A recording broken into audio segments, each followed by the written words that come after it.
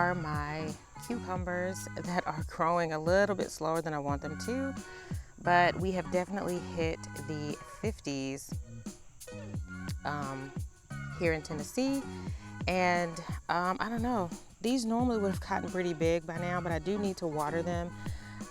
They're not bone dry, there's a little bit of moisture down in there, but I do need to go ahead and water these today so that they don't dry out. And so there's one little pot of cucumbers. Here are, I actually planted these in the next grow bag that I'm going to show you in a second at the same time.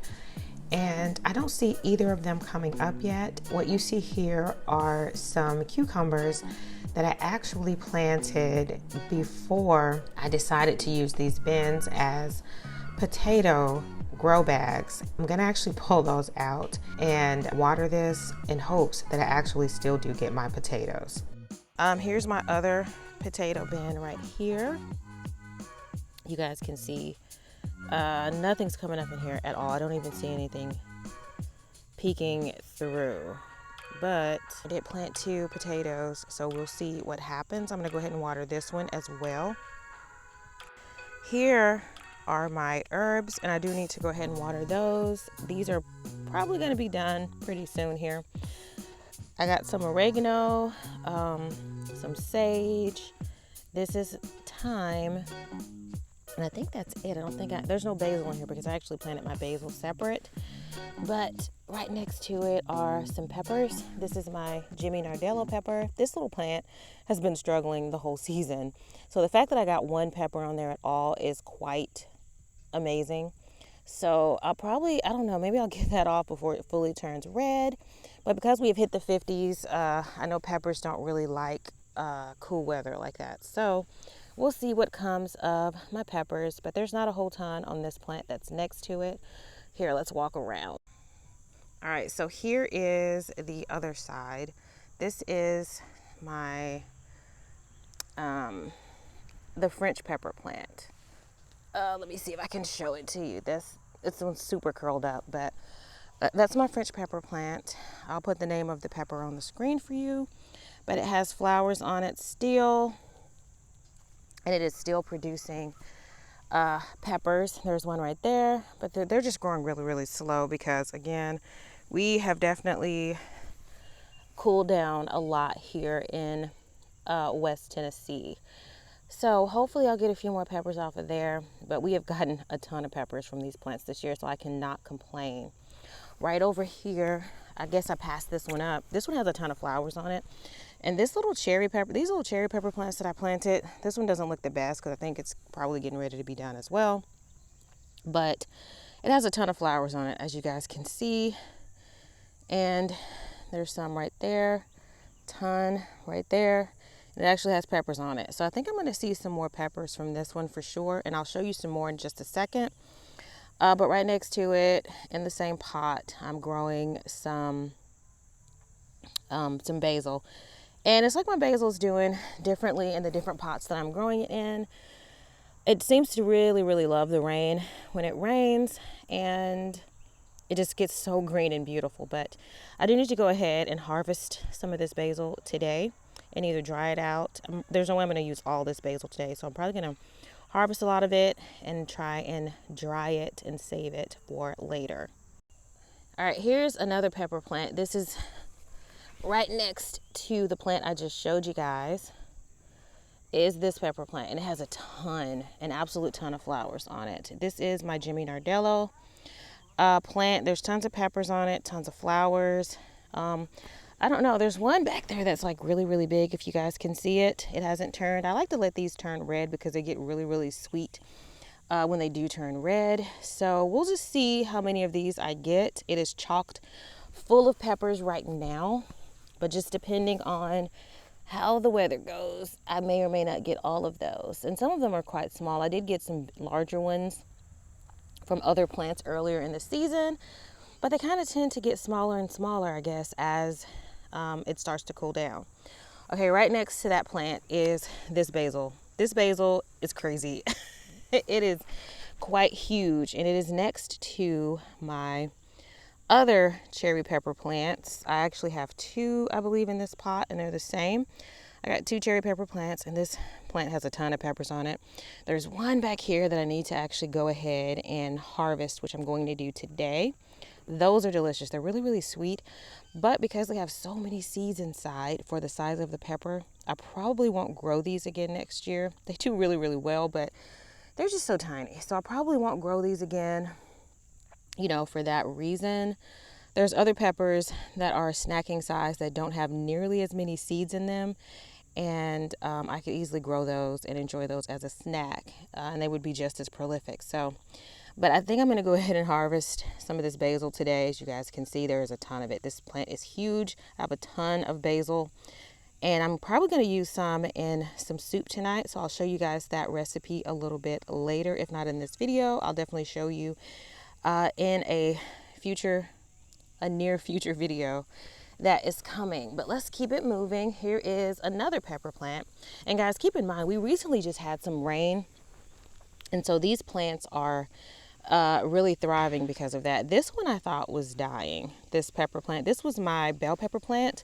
And as you can see, there is a bell pepper right, I think you guys can see it. There's a bell pepper right there.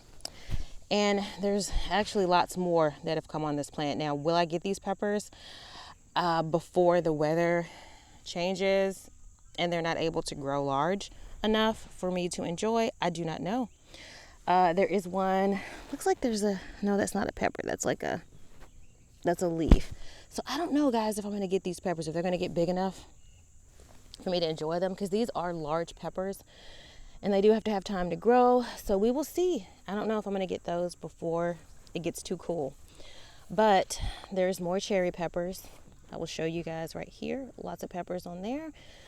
This is actually a green bell pepper plant, and there's definitely a bell pepper right there. If you guys can see, I hope you guys can see it. So hopefully I will get that pepper, at least that one, before this plant decides to give in.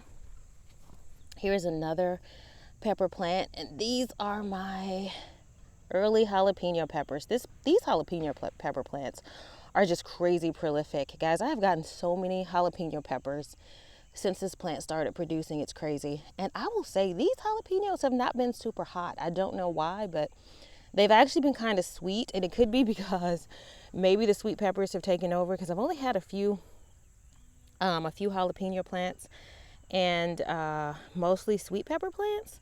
But yeah, they haven't really been that hot. I think they've had a little spice to them, but I did take the seeds out. I will say that.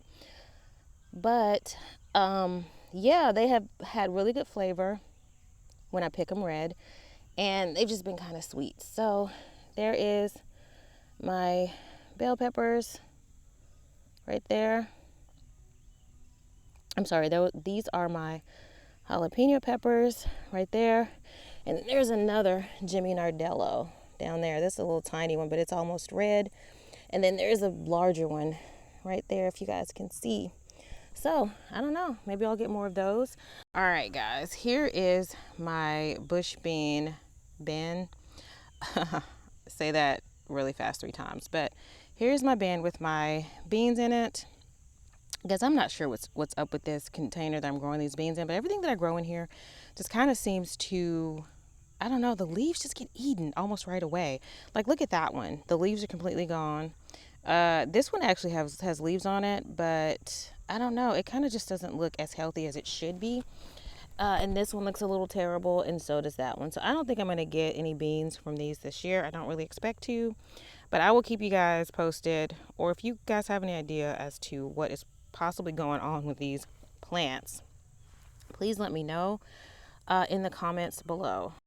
All right, guys, this late in the season, I am actually getting another tomato. Guys, there are a ton of flowers on my tomato plant. As you can see, I'm going to try to take you around and show you where they all are. I don't know why all of a sudden, this late in the season, all of these flowers are showing up on my tomato plants, but there's flowers almost all over this plant. I will say my husband just picked one of the nastiest, disgusting looking tomato hornworms off of the plant for me. So I'm gonna have to be out here and be on it because I have not had a problem with these things all summer long. Because I did plant basil in here.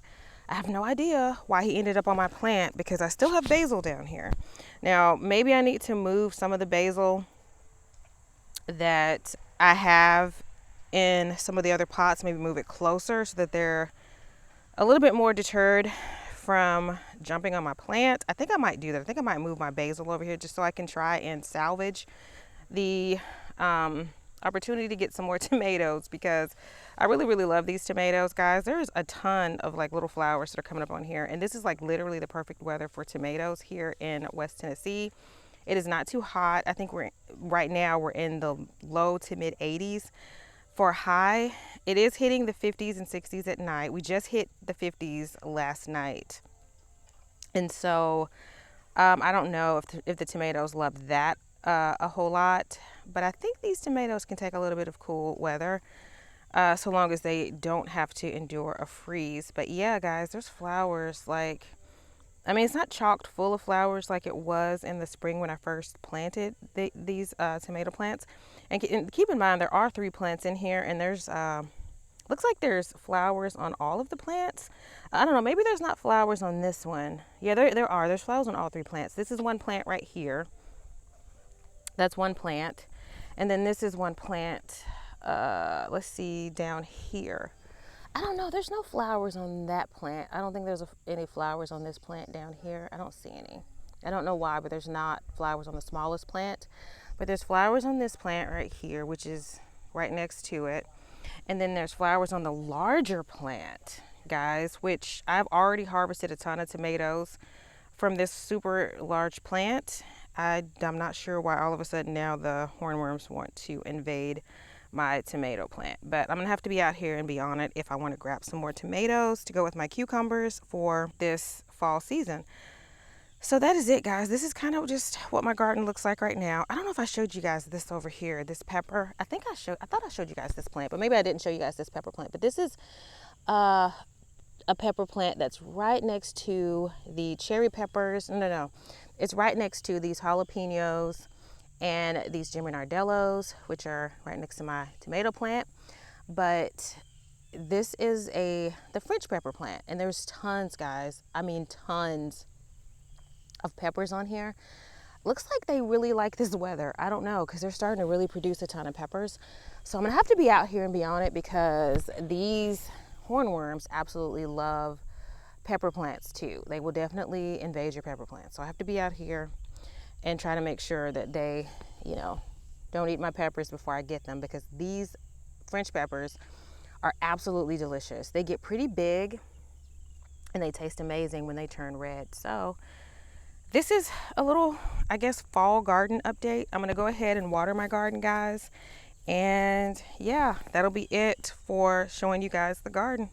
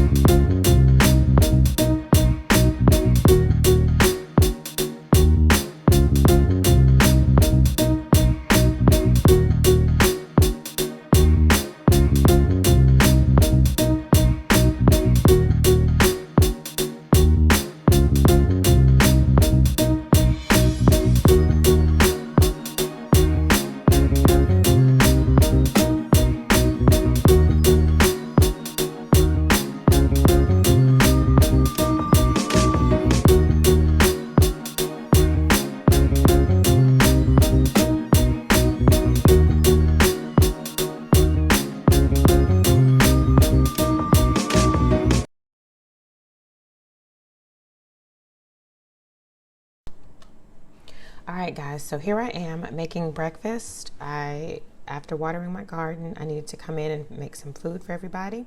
And so I just decided to make some pancakes because my kiddos had been requesting them for a few days. So this is my go-to recipe.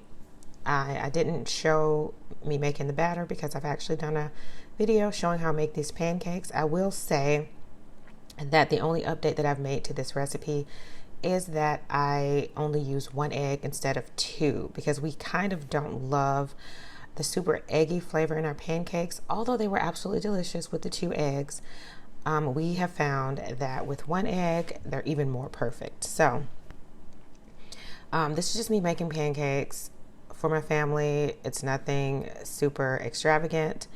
But you will see in a little bit that I do make something a little bit different for my husband to eat because he doesn't necessarily want pancakes this morning.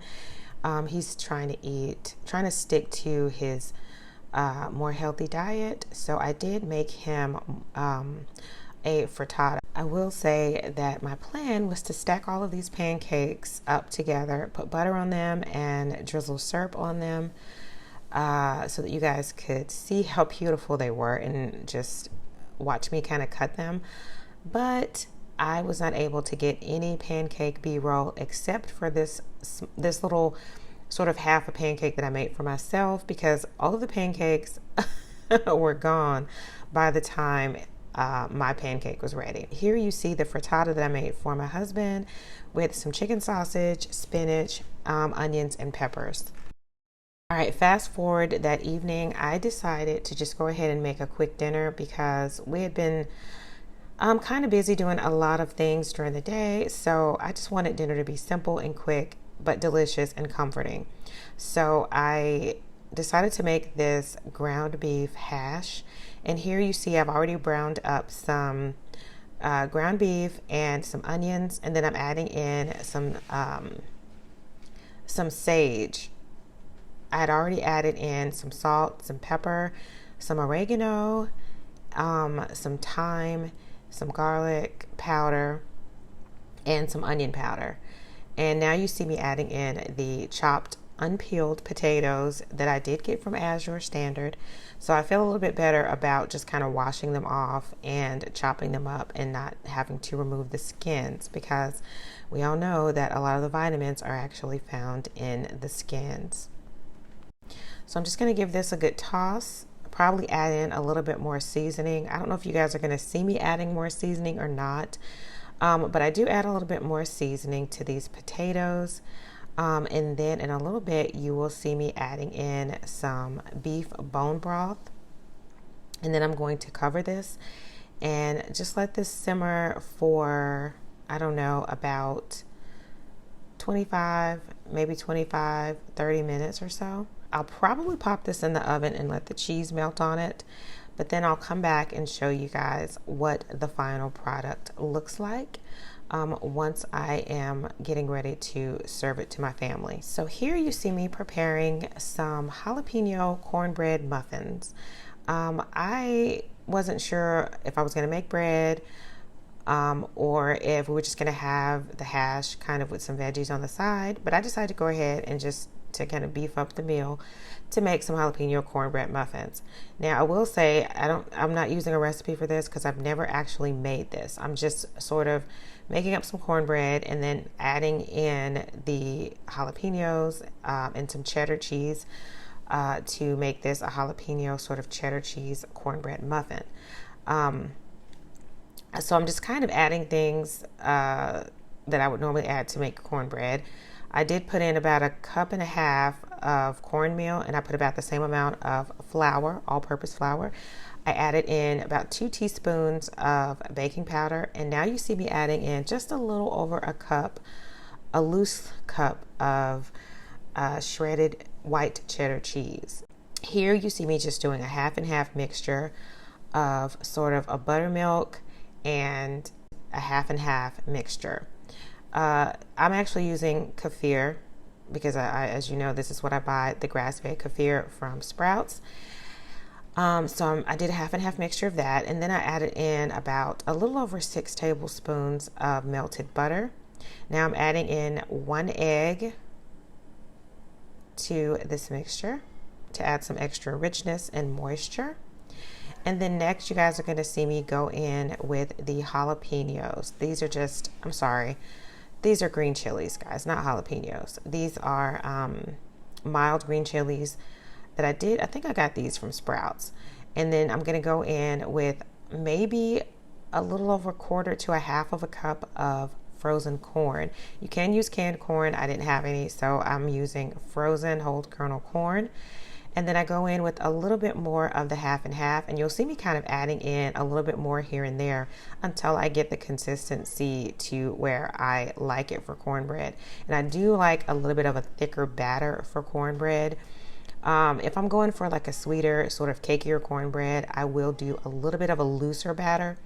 But for these, I want them to be a little bit more dense and cheesy and crispy on the outside, which is exactly how they turned out. So I'm just going to mix this until that batter is smooth. Now you see me greasing my jumbo pans, my jumbo muffin pans that I did get from Hobby Lobby this year. These were $3.99. And now I'm just going to go ahead and spoon in some of that mixture. I think the cup that I'm using is about 1/2 cup.